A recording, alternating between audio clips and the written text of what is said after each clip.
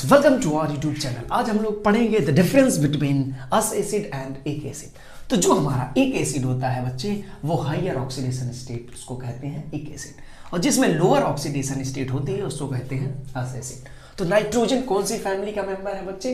15 group element है। तो 15 group element में कितने वैलेंस इलेक्ट्रॉन होते हैं? 5। और अगर ऐसे नहीं पता तो नाइट्रोजन का एटॉमिक नंबर कितना होता है? 7। तो 2 शेल सेकेंड पीरियड का एलिमेंट है। इनर शेल में 2 इलेक्ट्रॉन और आउटर शेल में 5 इलेक्ट्रॉन, यानी कि 5 बैलेंस इलेक्ट्रॉन होते हैं। तो 5 यानी कि 5 इलेक्ट्रॉन निकाल सकता है, इसलिए उसका हायर ऑक्सीडेशन स्टेट कितना होता है बच्चे? +5। और इसमें -2 कर दो तो हो जाएगा +3, ये लोअर ऑक्सीडेशन स्टेट। तो हायर ऑक्सीडेशन स्टेट को क्या कहते हैं बच्चे? एक एसिड। ठीक, तो HNO3, ठीक, इसमें ऑक्सीडेशन स्टेट नाइट्रोजन का कितना है?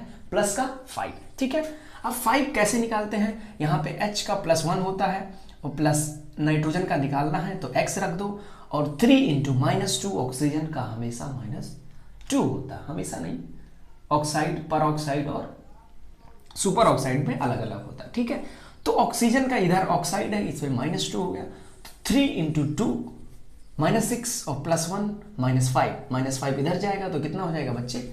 +5। यानी कि यहाँ पे नाइट्रोजन का ऑक्सीडेशन स्टेट है +5। इसमें +2 ऐड कर दो, कितना हो जाएगा? +7। ठीक है, और इसमें लोअर ऑक्सीडेशन स्टेट यानी कि इसमें में से -2 कर दो तो कितना हो जाएगा? +3 HNO2। इसमें ऑक्सीडेशन स्टेट नाइट्रोजन का कितना है?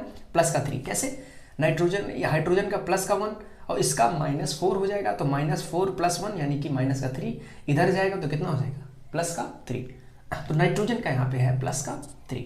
अब नाइट्रोजन यहाँ पे अगर +3 में से -2 निकाल दो तो हो जाएगा +1। ठीक, तो ये हो जाएगा HNO। ऑक्सीजन का -2, इसका +1 हो गया, नाइट्रोजन का +1। ठीक है, तो जो हमारा हायर ऑक्सीडेशन स्टेट होता है इसमें इसी ग्रुप में +5 होता है। ठीक, तो हायर ऑक्सीडेशन स्टेट होता है उसको क्या कहते हैं? एक एसिड। ठीक, और इससे लोअर होता है उसको कहते हैं अस एसिड। तो इसको कहते हैं HNO3 यानी कि नाइट्रिक एसिड। ठीक, और लोअर ऑक्सीडेशन स्टेट यानी कि नाइट्रस एसिड। अब लोअर ऑक्सीडेशन स्टेट में से -2 कर दोगे बच्चे तो हो जाएगा हाइपो, ऐड कर दो।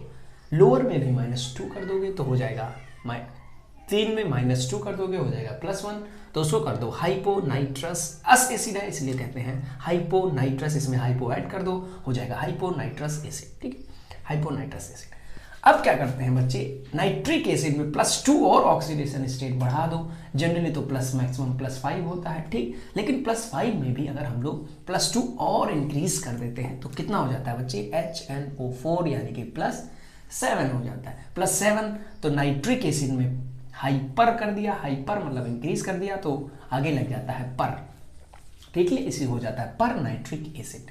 अब क्या होता है बच्चे? एक ट्रिक और याद कर लो कि अगर अस एसिड में से एक H+ हम लोग निकाल देते हैं, ठीक, रिमूव कर देते हैं, तो हो जाता है अस एसिड, आइट में चेंज हो जाता है।